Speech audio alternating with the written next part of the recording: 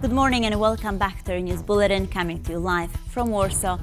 I'm Salia Strzemska, and I begin on a domestic note. The Christmas spirit hasn't mended fences between Poland and Hungary as the diplomatic relations between the two countries remain tense. The ongoing feud results from Hungary granting asylum to Polish opposition MP and ex-deputy justice minister Marcin Romanowski. The politician faced an international arrest warrant over the misuse of public funds. Polish Prime Minister Donald Tusk took to the X platform to take swipes at both his Hungarian counterpart Viktor Orban and Romanowski.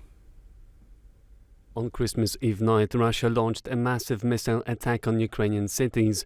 At the same time, in a Christmas interview, Prime Minister Orban called Putin an honest partner of the Hungarians, and Minister Romanowski repeated the patiently learned Hungarian wishes of the day, Boldog Karácsonyt. And moving on to the topic of Russian attacks on Ukraine.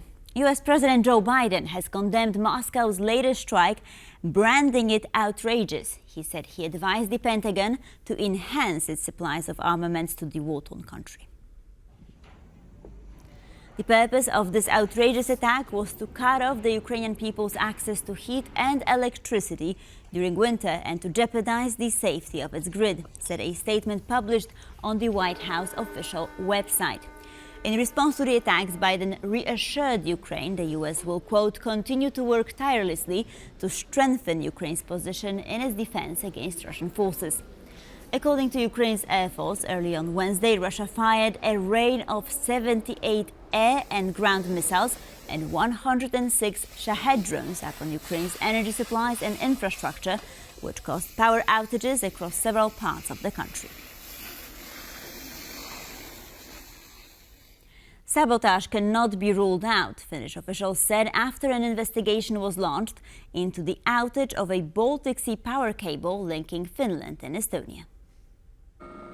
Finnish Prime Minister Petteri Orpo took to the X platform and wrote, "The Estlink 2 electricity transmission connection between Finland and Estonia has been disconnected this afternoon. The interruption reportedly didn't affect electricity supplies in either of the countries. The Baltic Sea has been a battlefield of hybrid war, with two data cables, one connecting Finland and Germany and the other linking Lithuania and Sweden, severed in November. Last year, the Baltic Connector, an undersea gas conduit between Finland and Estonia, was damaged. In both incidents, Chinese ships were the primary suspects." And they're moving on to the Middle East. 5 journalists were killed in an Israeli airstrike on the Gaza Strip on Thursday morning. According to reports, the victims were traveling in a vehicle marked as press before it was targeted in the central Nuseirat refugee camp. The vehicle was hit by an Israeli airstrike as it was traveling through the Al-Avda hospital vicinity in Nuseirat, central Gaza.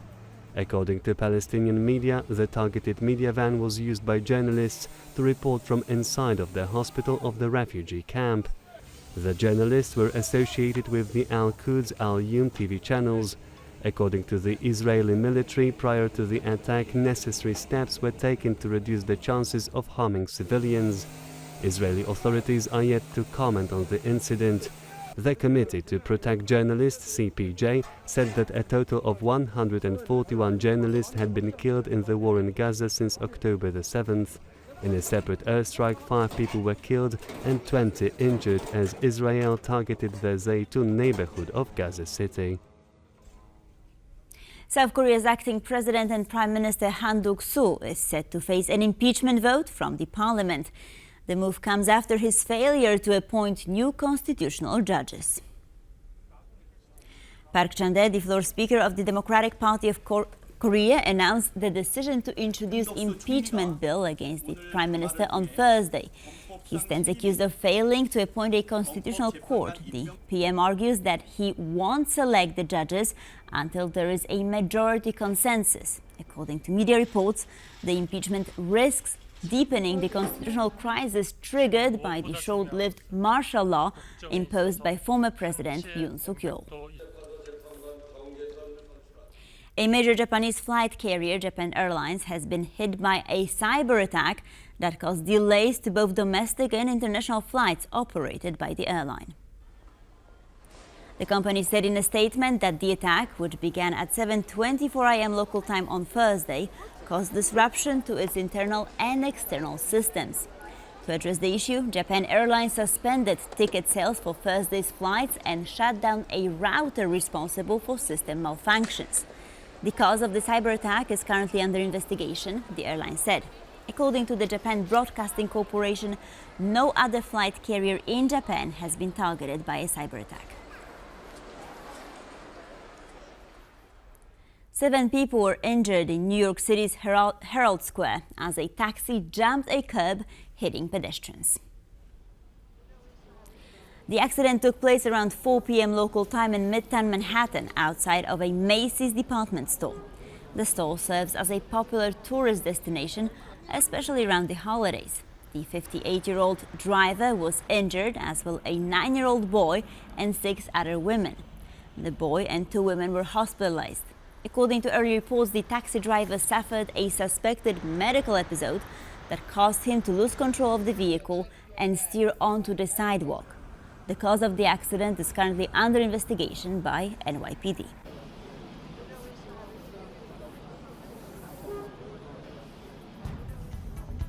You're watching TVP World live from Warsaw, where we bring you the latest updates from Central and Eastern Europe, as well as from other parts of the world. As the holiday season unfolds, Caritas Poland works tirelessly to ensure that no one feels alone at Christmas. Though their Christmas Eve celebration is one of its best-known initiatives, Caritas engages in many more activities, spreading the holiday spirit in Poland and beyond. Here's a report. Few holidays embody the spirit of giving quite like Christmas. In Poland, one of the organizations exemplifying this sentiment is Caritas, a Catholic charitable organization operating worldwide with the goal of promoting the dignity of all people, regardless of their race or religion. Christmas is a very special time for Caritas because we really don't want anybody to stay alone and we want everybody to get support. So that is why we organize Christmas Eve for around 25,000 people in the whole Poland. Across 90 Polish cities, people gather to have Christmas Eve dinner together, get support packages and a community to spend the holidays with. This would not be possible without the help of volunteers. At the beginning of December, as many as 24,000 of them helped to collect and distribute food for people in need. In a bag like this, we put rice, pasta, sugar, coffee, tea, various spices, but also, what is important for holidays, sweets, so that everyone can have a sweet, warm and enjoyable time at their table. Your small gesture is someone's entire holiday meal. I am helping because I want to and I enjoy it. I want everyone to be happy. This is why we are jointly spending time here, so that these holidays can be special for everyone. The help of Caritas Poland is not limited to the country's borders, though. 3,500 packages with various goods, including warm clothes and shoes, were also sent to Ukraine to minimize the effects of difficult winter conditions. We are grateful to Caritas Poland, especially at this time, which is difficult for us. Our kids will be happy thanks to you.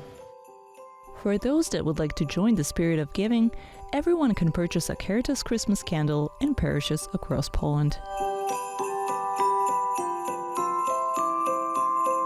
I would say these candles have become a sign of Christmas in Poland already, because all of the families, they usually have this candle on the Christmas table, and in more than 30 years, Polish people have lighted more than 50 million of these candles.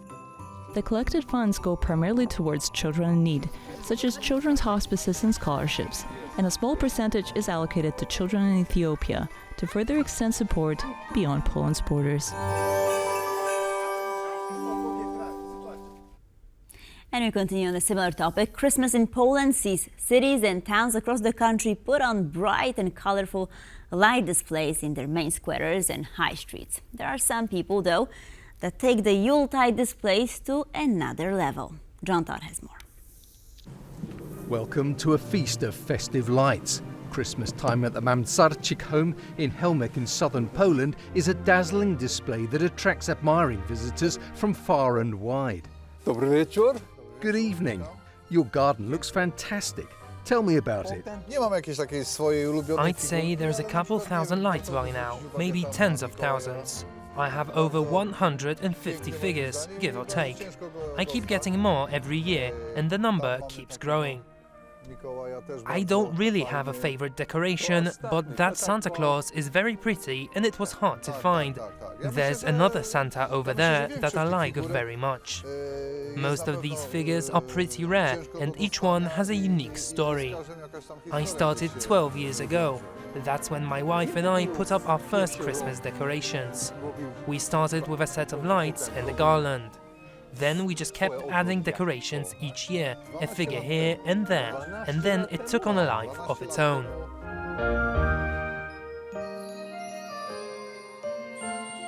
Bogdan, we're sitting on your bench with a great view. Where did you buy them all? I'm glad you like them. It's always nice when people appreciate our display. We've sourced them from a number of countries, mainly the United States, where these sorts of decorations are popular. England, Norway, a few pieces from Germany. Those stars over there are from England, the lambs are from the States. We have a few more over by the manger. They say it looks American. I've never been to the US myself, but I enjoy watching American Christmas movies. You can tell people really go all in for the holidays. Believe it or not, it can take up to a month to set it all up. We start in early November. Of course, it's not a full-time job. We work on it a few hours at a time, whenever we can. I don't do it alone. My wife puts a lot of work into decorating our house and garden. She's the real brains of the operation. Your power bill must be huge. The days of cheap power in Poland are over. It's not a cheap hobby, but no hobby really is. Whether your passion is skiing or Christmas decorations, it's going to cost money. I'd rather not quote any numbers. Let's just say everyone needs a bit of fun in their lives. There's more to life than just work. But why do this? I just enjoy doing it. Lucky for us, my wife and I happen to like the same things, so it's easy for us to agree on what we want to do. This is a fun activity we can do together. Sure, it can be challenging when things don't go according to plan, but in the end, it's nice when people come by to admire our display. That's what motivates us to keep doing it every year. But the Mamsarczyks are not the only festive lights fanatics in Poland.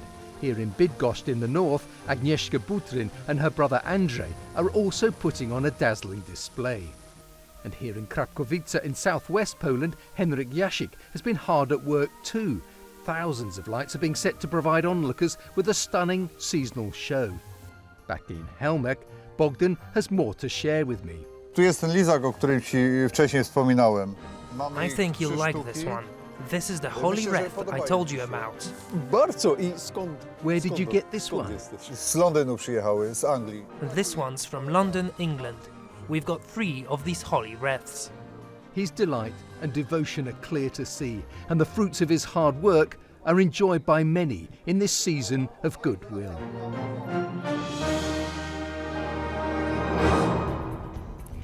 And that's enough world news, but much more coming up, so stay tuned.